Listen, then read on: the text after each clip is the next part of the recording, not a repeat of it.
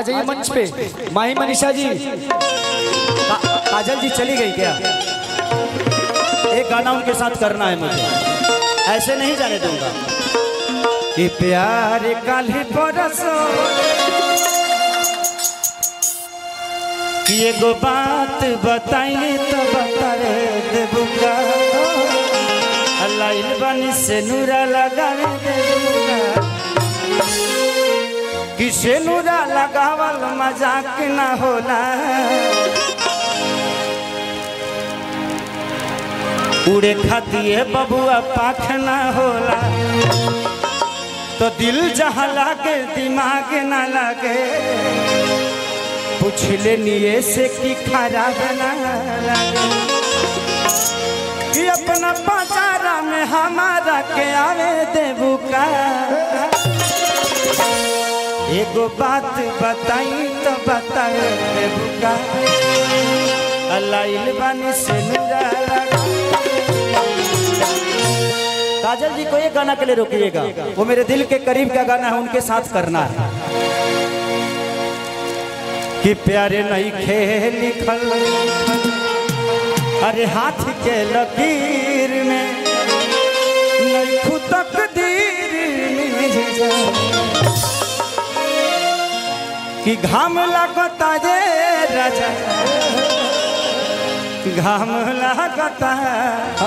लेके आई इसी जिला का आप लोग का प्यारा भाई किशन जी का ये लिखा हुआ गाना आप लोगों ने मेरा सुना होगा। और उन्होंने एक और गाना लिखा था, हमारे सनी बाबा के भाई हैं वो, जो सनी बाबा आप सबके जिला के कलाकार हैं, उन्हीं के भाई हैं किशन जी। उन्होंने गाना मेरे लिए एक लिखा था, अरे कि जहाँ पिया जवानी हमर जराई रे गइलाना। कितने लोगों ने गाना सुना, एक बार हाथ उठाइए तो। बाप तारा लोग है सुनबो, भजन ना सुनबो। यूट्यूब वाला भाई लोग कहता कि ना खाली अश्लीलता होता, तो भजन में मनोरंजन ना होला। I am Khesari Lal Yadav, I am not Dhirendra Shastri. हम धीरेन्द्र शास्त्री बाबा तो नहीं है, बागेश्वर धाम तो है नहीं कि मंच पे आके हम प्रवचन करेंगे, उनका जौन अलग है। 3 तारीख को खेसारी लाल यादव वहां भी जा रहा है, हमारा कार्यक्रम 3 तारीख के बाबा के धाम पर, तो आप लोग भी आइएगा। टिकट हम करा देंगे, चाहे टिकट तू लो अपने से करा लिया, मोदी पैसा दे दे। ना कितना लोग हम ना तू अपना से टिकट करा के चले, ये पैसा हम दे दे, ठीक बा? नाहियो देव तो कोनो कार्यक्रम में तर लोग के नाम धो दे तो पुरस्कार में हो जाएगी। कि चढ़ल जवानी जोर भइल बा, ए राजा देह कमजोर भइल बा,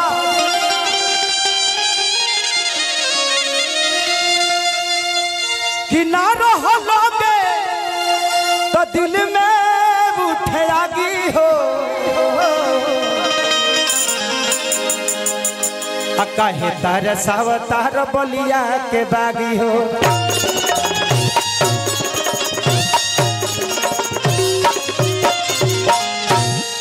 कोहरा साउंड कहाँ के हो? डिहरी। अरे अच्छा, कोहरा साउंड बहुत प्यारा साउंड है।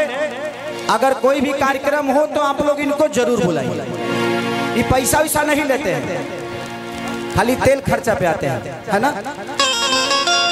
ले लाओ तू तेलवे में मार देगा कम से कम 1-1.5 लाख रुपया। चलिए, लेकिन बहुत प्यारा साउंड है भाई, भगवान ऐसे ही बनाए रखे आपको, ताकि हम जैसे कलाकारों को मनोरंजन होता रहे। बस 1-2 गाना और गाए, बहुत कलाकार बाड़े, ऐसे जे सबके सुनल रहो जरूरी बा। शिल्पी राज हमार बहन, विजय चौहान, अंकुश राजा, अक्षरा जी भी आई हुई हैं, तो बहुत सारे कलाकार हैं, सपना चौहान, तो सबको प्यार और आशीर्वाद दे के जाइएगा। अरे कि जहाँ पिया जवानी हमर जराई रे गइलाना, पगले पर हल्ला तो करो, तू पीछे से हल्ला करत रहो। तू हल्ला कर तरह की हवा छोड़ तरह एक नंबर गिरबा तो देख लिया नीचे कोनो चोख चीज नहीं खानो ना तो तोहरे मजा मिले लगी आदमी बन जीवो 1 2 3 4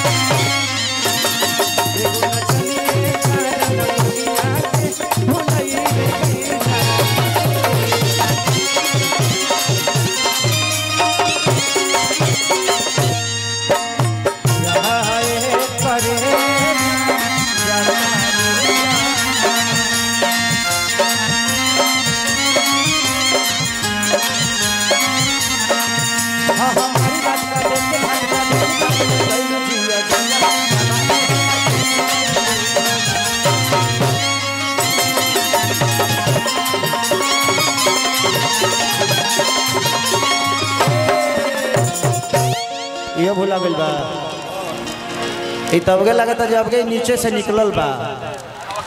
अब बताई अबगे के लड़का भूला गई अबगे 6 घंटा पहले ही पैदा भइल होई। अभी एकरा मुड़ी में तेल लगले बा। तू तो काहे ना अंदर में रहल हो कोनो दिक्कत रहल गरमी ले सले रहल तारा बाहर आई जरूरी रहल आ यही बार आई जरूरी रहल हतना भीड़ में आई बड़ो एकरा वही में भूला जाए के चाहिए। बाबू चिंता मत कर तोर बाबू एगो औरी घींचे गइल होई है ते औरी 2 घंटा ने रह गइल ते एगो घिंचा जाई। अरे राम हो राम ओकरा बाद तारा दूध जबरदस्ती छोड़े के पड़ी ना तो तोर माई छोड़वा दी कि अब ते मत धर तोर बाबू धरे लगले। कौन बात ना भाई जिसका फिल्म है रिलीज करके ऐसे मत छोड़िए आप लोग। फिल्म को ध्यान दीजिए पोस्टर इधर उधर घूम रहा है प्लीज। जहाँ है इसकी मम्मी चाहे मौसी चाहे जे भी होके है लड़का इतना आदिवासी खानी लागत हो झारखंड से आइल बका पापा गेले कर हाँ तू ही हुआ तू ही पापा हुए को पापा तो नहीं खाना बते पर चाचा लगता रहो भैया हाँ नाच के नशा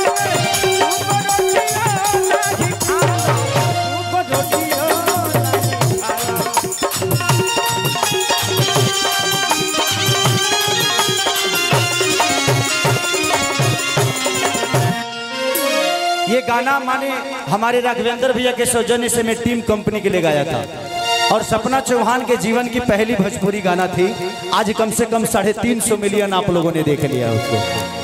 तो चाहे पिया कमाई कुल्ही उड़ाई रे गइलाना वो उड़ाई रे गइलाना एगो नचनिए कारण एगो नचनिए कारण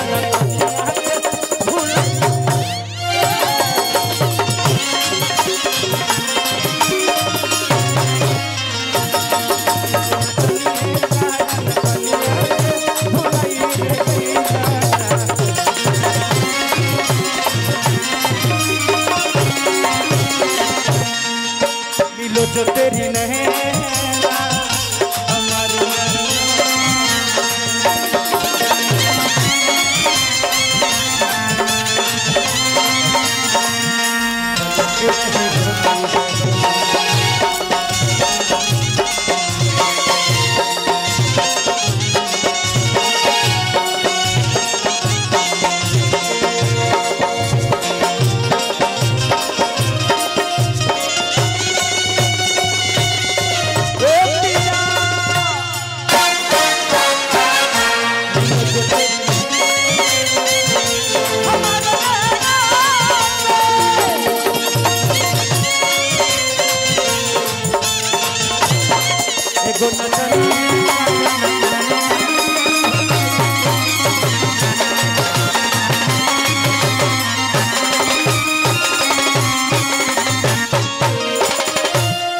औरतिया कहती है कि छोड़ी के गईला लागल बाबे देखी या में आगी।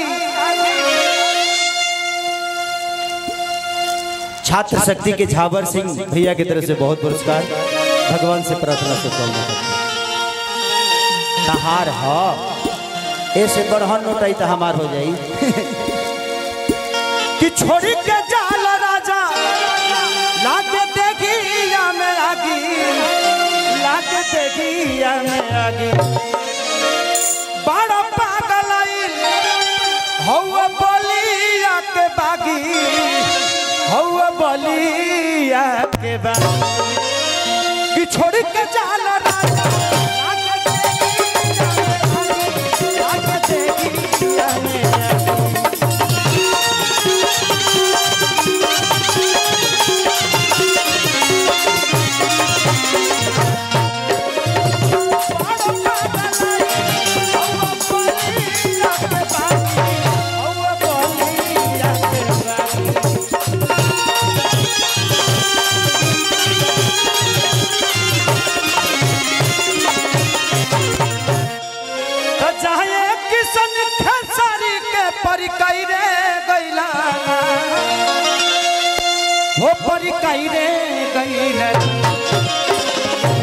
एगो नचनिए